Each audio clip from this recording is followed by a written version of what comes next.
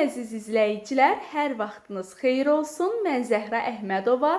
Aprel və may aylarında Naxçıvan Muxtar Respublikasında təşkil olunacaq ibtidai sertifikasiyada iştirak edəcək müəllimlər başda olmaqla bütün ibtidai sinif müəllimlərinə dəstək məqsədi ilə cümlə üzvləri ilə bağlı qəbul tipli suallardan birinin izahını təqdim edirəm. Əziz müəllimlər, sizlər üçün ödənişsiz şəkildə cümlə üzvlərinə aid canlı dərsimiz, eləcə də video izahlarımız YouTube kanalımızda yerləşdirilibdir. Odur ki, əgər cümlə üzvləri ilə bağlı hansısa bir çətinliyiniz varsa, mütləq həmin dərslərimə baxmağınız yetərlidir.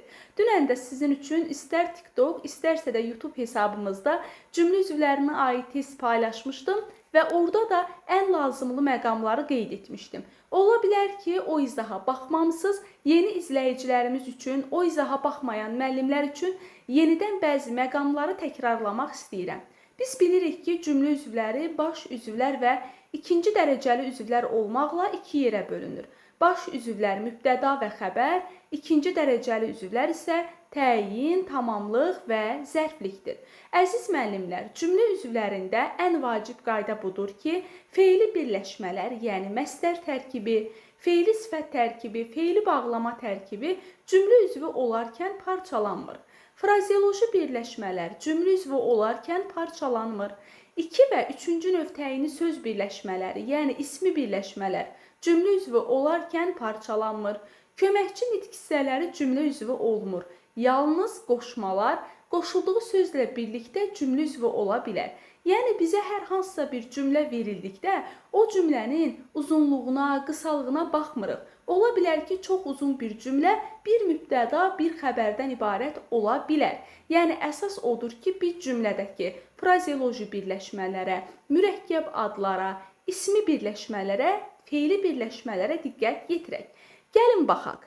Görürdüm, cümlə verilibdir. Əvvəlcə cümləni oxuyum. Böyrü üstə sərilmiş ceyranın axırıncı ürək döyüntülərini aşkar görürdüm. Görürdüm. Necə, nə tərzdə görürdüm? Aşkar görürdüm. Görürdüm nə oldu? Oldu cümlənin fe'li xəbəri. Aşkar da nə oldu? Oldu tərzi, hərəkət, zərfliyi. Deməli, nə oldu? Xəbər oldu, tərzi, hərəkət, zərfliyi oldu. Nəyi görürdüm? Ceyranın axırıncı ürək döyüntülərini. Sual verəcəksiniz ki, niyə ceyranın ürək döyüntülərini, yəni biz hamısını niyə bütövlükdə bir tamamlıq götürdük? Çünki ceyranın olacaq müəyyən yəlik hal, döyüntülərini olacaq mənsubiyyət. Deməli, birinci tərəf müəyyən yəlik, ikinci tərəf mənsubiyyətdirsə, bu nədir? Üçüncü növ təyinli söz birləşməsi. Daha aydın desək, ismi birləşmə. 2 və 3-cü növ təyinli söz birləşmələri də cümlə üzvü olarkən parçalanmır. Yəni, ceyranın axırıncı ürək döyüntülərini hamısı bir yerdə nə olacaq? Olacaq tamamlıq. Hansı ceyranın böyrü üstə sərilmiş? Bu da nə olacaq? Olacaq təyin. Yəni, gəlin bir də xəttimizi çəkək. Bu cümlədə nə var? Gördük ki, təyin var, tamamlıq var, zərflik və xəbər var. Təyin, tamamlıq, zərflik, xəbər. Cavab oldu A variantı. Bir də qeyd edirəm. Cümlənin xəbəri oldu. Görürdüm. Fe'li necə görürdüm? Nə tərzdə görürdüm? Aşkar görürdüm. Oldu cümlənin zərfliyi. Nəyi? Ceyranın axırıncı ürək döyüntülərini. 3-cü növ təyini söz birləşməsidir. İsmi birləşmədir. Parçalamaq olmaz. Bütövlükdə olacaq. Tamamlıq. Hansı? Ceyranın böyrü üstə sərilmiş fe'li sifət tərkibidir. Bütövlükdə olacaq. Təyin funksiyasında. Cavabımız olur A variantı.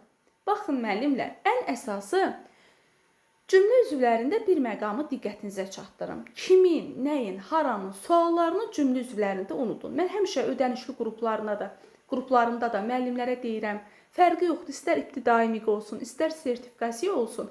Bütün dərslərimdə hətta heç cümlə üzvləri mövzusuna gəlib çatmıram. İsmin hallarında ki, yəlik haldan danışıram, o zaman qeyd edirəm ki, yəlik halın sualları kimin, nəyin, haranın suallarıdır və bu suallardan cümlə üzvlərində istifadə etməyin. Yəni, kimin, nəyin, haranın sualı heç bir cümlə üzvünün sualı deyil. Nə mübtədanın, nə tamamlığın, nə təyinin, nə zərfliyin, nə də xəbərin belə bir sualı yoxdur. kimindir, nəyindir, haranındır desək, bəli, dıra görə onu xəbər götürə bilərik. Olacaq. Amma kimin, nəyin, haranın sualını biz hansısa bir sözə və yaxud da ki, söz birləşməsinə verə bilmərik. Çünki yiyəlik hal özündən sonra mənsubiyyət tələb edir və onunla birlikdə bütöv bir cümlə üzvü olur. O zaman da sualını itirir. Ya tamamlıq olur, ya mübtəda olur, ya da ki, digər cümlə üzvləri olur. Qısası kimin, nəyin, haranın suallarını unuduruq. Ən əsası da cümlə üzvləri ilə bağlı imtahanda bizə sual təqdim olunanda biz söz birləşmələrinə baxırıq. Əsasən müdavimlərin yaralı yeri söz birləşmələridir. Çünki söz birləşmələri parçalanmır. Biz isə parçalayırıq, cümlə üzvlərinin sayını çoxaldırıq. Və bu zamanda nə olur? Yanlışlıq olur. Bu testi tərtib edənlər də illərlə test tərtib edənlər, testologiyanı bilən şəxslərdir.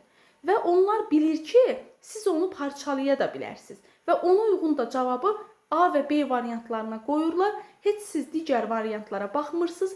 Beləliklə, miqçisizsə 2 balınızı və yaxud daha artıq balınızı, ibtidai sertifikasiyada iştirak edəcəksinizsə 1 balınızı itirmiş olursunuz.